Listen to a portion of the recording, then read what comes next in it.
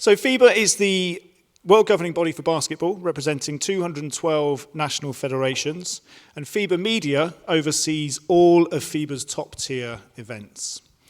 Basketball was the most watched team sport at the Olympics, and the 2019 Men's World Cup attracted 795,000 spectators. There were 3 billion reach on TV and 1.5 billion video views on social media. So we're delighted to be joined by FIBA Media Managing Director Andrew Ryan and Head of Third-Party Marketing, Rakotonirina. Thank you very much for joining us. And they're going to tell us all about how they go about creating and sharing that content, how they drive engagement among viewers, a little bit about how they support their media partners as well. And given that this is a year for the Men's World Cup as well, we're going to hear a little bit about their plans for that tournament. So Andrew and Gogo, you're recently back from Manila for the draw for the World Cup. So can you tell us how it went? No, thanks, George. Thanks for having us here as well. It's also great to be talking basketball in the UK, which is sometimes a conversation we'd like to have a little bit more of, but slowly working its way up the tree. Absolutely fantastic trip out to Manila. So for those of you who are less familiar with the international game, we have our World Cup every 4 years. It's due to be played this year at the end of August and part of September. Hosted for the first time across 3 different countries. So we have the Philippines as the main host, and Japan and Indonesia will also host a couple of group stages as well. So it's the first time we've had multiple hosts for a FIBA World Cup. Second time in a row in Asia. We were in China for 2019 for the men's event, then continued on to Australia for the women's event in 2022. Short story, the draw was phenomenal. I think personally it gave me an incredible amount of confidence as to what our local organising committee will deliver out there for the actual main event. Unbeknownst to many people, basketball is the national sport, and basically, aside from fight sports and martial arts, basically the be-all and end-all of sporting competition in the Philippines. So it's unlike some other countries where we go to, where you have competition, particularly with football in most European countries and the like. The Philippines is just absolutely obsessed with basketball, and that was very evident from the buzz around the city, the amount of marketing and promotion that was happening in key areas. The draw itself was fantastic. We actually put a lot of stock into both the actual draw event itself and the production of it. It was covered live in a number of countries around the world through our broadcast partners and some additional support. Fantastic event, I think, in terms of where we've ended up. Probably a few groups of death, to use the terminology that tends to be with the World Cup football. Others where we've got some nice tasty matchups, such as the USA versus Greece, who feature probably the world's best player, Giannis Antetokounmpo. So no, really set the stage for a fantastic event later this year. Yeah, Gogo, did you get a sense that excitement's building? Thanks for having us here. I think going to Manila for basketball is quite nice because they're already basketball centric. You could feel the interest in the market when you bring out Dirk Nowitzki, a European basketball player and legend, and he's treated like a global superstar when he lands. So it's great, and I think we learned one thing as well is it's a sweaty place. It's going to be a very interesting journey. So we want to hear a little bit about your plans for the tournament. But before we do that, we've got a short video that will give us a sense of what's in store.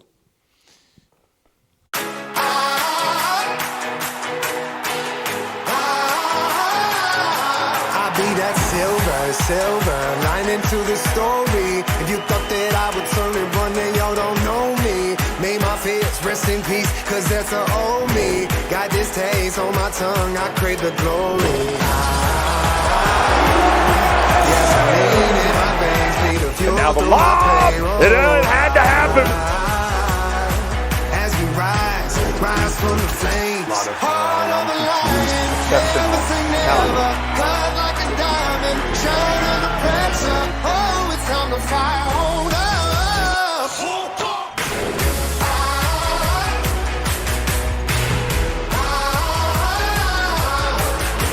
They say the struggle is real. I say the struggle reveals how you deal with the monster that's inside you.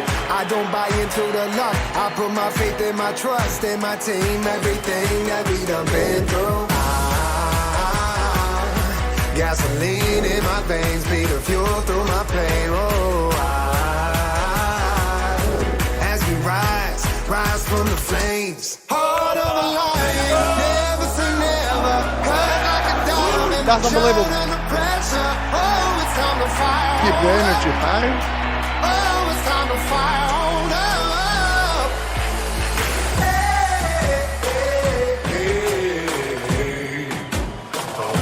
Heart of a lion, never say never. Cut like a diamond, shine under pressure. It's time to fire on up.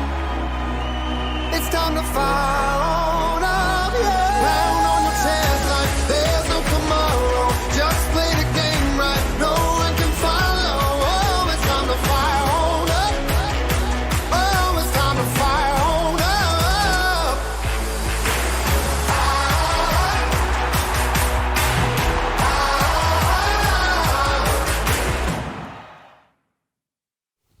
Great. So listen, there's probably more in that video than we're going to have time to get through during this session. But can you give us an idea of what some of those key things are that you're introducing for this tournament? Sure. So I think probably the first thing to mention, and hopefully you've got a bit of a feel for it from that video, that FIBA Media is very different to OBS or host broadcast services, for instance, in the fact that we're responsible for almost three different facets of FIBA's activity. So what you'd think of as traditional television production or content production element of it.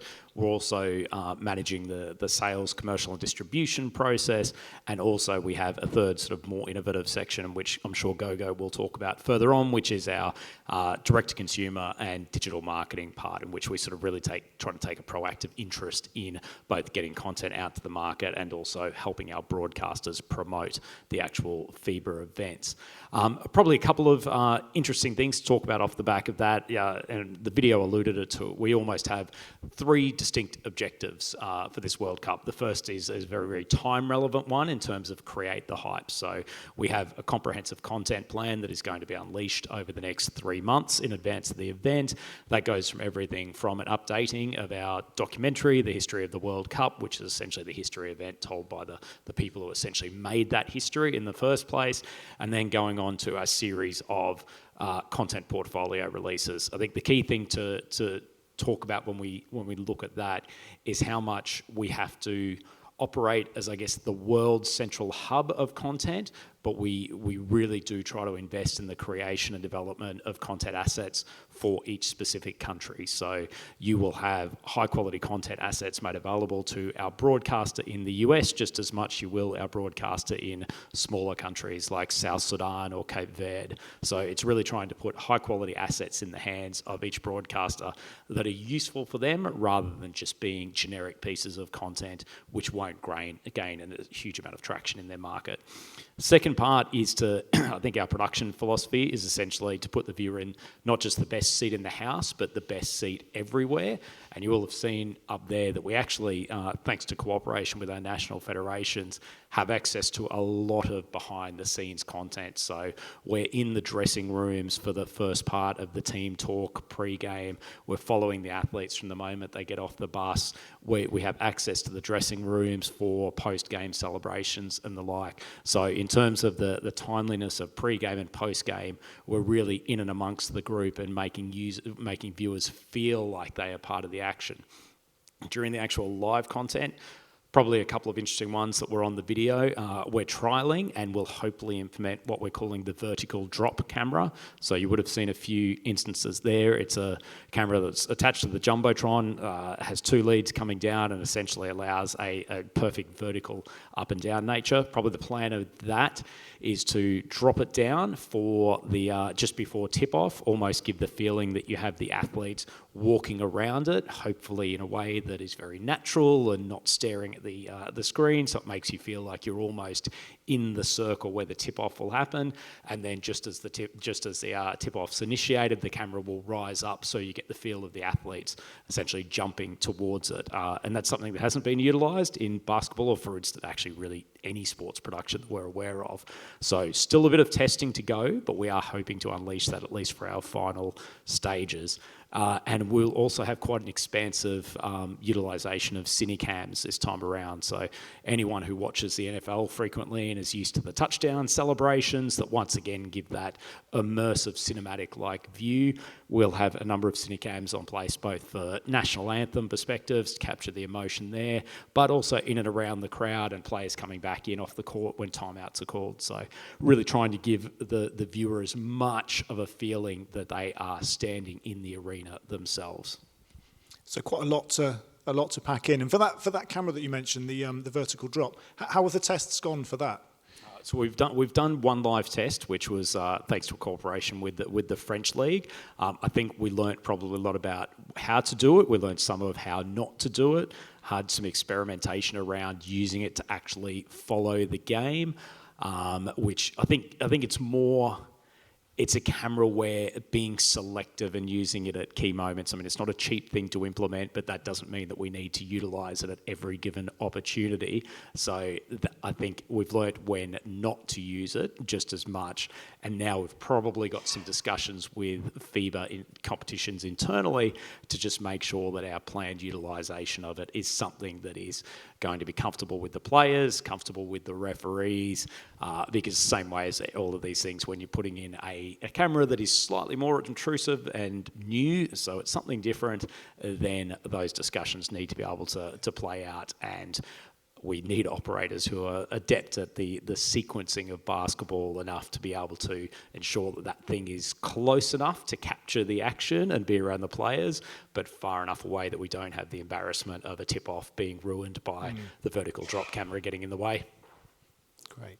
I just wanted to rewind slightly and for you to just give everyone a sense of FIBA Media's relationship with DAZN and how that is organised and what the kind of purpose of that is and what those kind of aims are in terms of content creation through that relationship. Sure. So FIBA Media it's a long-term 17-year joint venture between FIBA and DAZN. So set up very much more when DAZN was Perform Sports Media, who, for those of you who are familiar with them, Perform Sports Media back in the day had operations in and around rights management and commercialisation, live production, digital product management, OTT services, betting, video and data exploitation. So the joint venture was essentially created around all of those spheres of commercial and content-driven activity. Obviously, that business has changed its focus somewhat. I'm sure more people know it now as the global streaming behemoth. But there is still actually a dedicated section which works with these broadcast partnerships. So there's one with FIBA, one with WTA Tennis, some other that are more on a geographically specific basis. But that allows us to utilise intelligence, operational personnel, structures within that organisation. That means that what we can achieve at FIBA Media is hopefully far greater than if it was FIBA working with a whole range of different agencies or providers. And Gogo, can you just give us an idea of your role and the kinds of the content that you're overseeing and how that fits into some of those aims that Andrew's spoken about? Yeah, sure. So we're very blessed. We're in a sport where we have amazing athletes that have very strong social media channels. And it's sort of one of our strategic goals to use and leverage those platforms as influencer marketing tools. But when you don't have a paid contract to leverage their channels, you kind of have to understand and ask yourself, okay, what do we think this man or woman wants on their channels, given that they're already a mega superstar in the NBA, they're a WNBA GOAT. What is it that we can truly offer them that will incentivize them to publish on their social media channels, whilst at the same time giving a little bit of value back to our rights holders? So we partnered up with some filmmakers who are influencers themselves, who help us edit, produce content with non-broadcast camera footage that we're setting up. And within a game, we're able to produce a vast amount of content that we distribute directly to the athletes, so that basically when they get on the bus after a game, if they're in a good mood, and likeliness is they will publish when they win, and they will store it when they don't, that they use it, post it, and then we're therefore tapping into their audience. So we've rolled this out for Eurobasket, we've rolled this out for Women's World Cup, We've gotten the best players to do it. And part of what helps us to do it is also the tech stack. It's one thing to have an athlete relationship. It's one thing to create content for them. But where often we lack efficiency is because we don't have the right distribution funnel. We need something easy to use. We're talking about athletes who are getting thrown apps at them every day. So we have a distribution tool that allows us to send content to the players. They get a little notification, they pop it out, they can pick up the content, and we actually get some data on the back end of it. So what is it you're using? We're currently using Greenfly. Yeah. So we use Greenfly for our athletes, and we use Socially for our publishers, rights holders, and other parties. And what kind of response do you get from the players, and how do you deal with it if you've got someone who might be a little bit reluctant to get involved and reluctant to share that content that you're creating for them? I don't want to brag, but luckily we haven't had any negative feedback because they see this as a value add to their journey. We're the only international sports federation actually offering this. The Olympic tried rolling it out, but our understanding is from the data was that there was a lower pickup because the content wasn't necessarily what they wanted. So we're throwing at them everything that we have in our portfolio, and we're trying to understand what would make them interested, what play defines how great they are on the court. Is it a specific move? So it's about a little bit of curation, editorial, understanding the game, understanding what they post on their social media channels. Yeah, they take it. And I think probably important to note on top of that, George, that it's very much a carrot approach. There's no contractual obligation on the players to utilize or push out this content, but as Gogo said, a lot of the work that he and the team have done is to create incredibly compelling social first content that encourages those players to use it because it's something that's a great asset on their services. It's also something that we do from a slightly selfish perspective as well, because embedded into those videos is promotion for our national broadcasters. So for instance, when Luka Doncic pumps something out, then our partner in Slovenia, United Media, gets promotions in there. But it's sort of, we're investing in that because we want to get content to new audiences, but also because of the fact that it does a corresponding push to the live broadcast partners. So is that the aim for all of this? You want to get them to those live broadcasts? Is that the kind of number one priority for all of this content that you're pushing to those athletes? Yeah, I mean, we have to justify, giving all this extra content to third parties. So at the end of the day, we want to make sure people tune into our games, whether it's on the rights holder that's an OTT or a linear TV channel. Yes, we could offer on unbranded content, but we also have to ask ourselves, okay, what are we trying to achieve here? Seeing moments and highlights on publishers' channels is one thing, but seeing the entire game is the full experience. And that's what we're trying to achieve here. And there's something that I remember having this discussion with our head of content, it's that we're going vertical first. So for all of those handling, cameras, we're trying to shift the camera and make them understand, hey, we'll get more views through using, vertical content. It's a little bit harder of an edit, but at the end of the day, we're sure it's going to be taken and published. And you mentioned the ways in which people can watch those live broadcasts as well. I wanted to ask you about the OTT offering that you've got. So Courtside 1891, which we saw flash up on the video briefly earlier. Can you just fairly briefly, looking at the time, just give us an idea of what that is and how you strike that balance between making sure that that's well stocked and served with content versus what you need to provide to your broadcast partners? Yeah, it's a good question. And I guess, first and foremost, FIBA has had an OTT service for quite a period of time, originally FIBA TV, then Live Basketball.tv.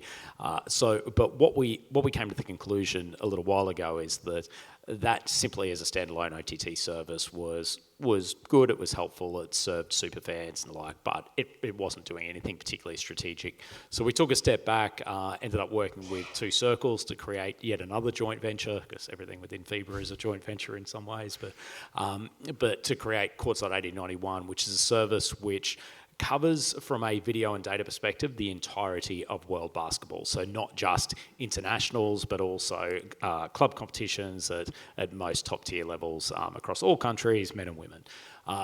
The main commercial driver of that, though, is subscription activity around the major FIBA events. So our biggest challenge with that is working with our rights-holding broadcasters to do it in a way which is complementary to their service. So most of our rights-holding broadcasters will focus on their national teams and obviously key games during the course of the tournament. Something like the World Cup, many will broadcast all 92 games. But what we try to do is use that service to both provide a singular subscription opportunity for those who simply just want to watch through a digital medium. It's generally only English language broadcast coverage, which is helpful given a lot of our big markets are not English-speaking nations as well. And we cross-promote our broadcast partners as part of the Courtside 891 service. So if someone is looking for a very, very nationally driven experience or local language experience, we try to use that service to also feed people to our broadcast partners. So it's we try to make it I guess a symbiotic balance as much as we can. There'll probably be some partners who would say that we need to do more. There's probably others who are very, very satisfied with what we're doing. But ultimately what we're trying to do is serve basketball fans in every country and give them content the way that they want to watch it, when they want to watch it. And so Courtside 1891 is one of the pieces of that puzzle. And very, very briefly, because we're out of time, what will people be able to see from a World Cup perspective on 1891? On Courtside 1891. Yeah. So in most countries, we will have all live games available. So as part of a subscription proposition, we carve those rights out of our broadcast contracts and do it effectively in most territories. There's the occasional one in which we do have some geo-blocking requirements for certain games, but for the most part, actually, if you're a basketball fan, you can watch the entire tournament on that service. Ultimately, because of the fact that, once again, it's an English language only service, actually the vast majority of basketball fans will watch through their national broadcast provider. And for us, we're absolutely, completely fine with that. Essentially, as long as they are watching World Cup 2023 from somewhere, from one of our official partners or our own official OTT service, then that makes us very, very happy. Fantastic. Well, listen, we'll look forward to the tournament taking place in August. I'm afraid that's all we've got time for. So please join me in thanking Andrew and Gogo. Thank you very much.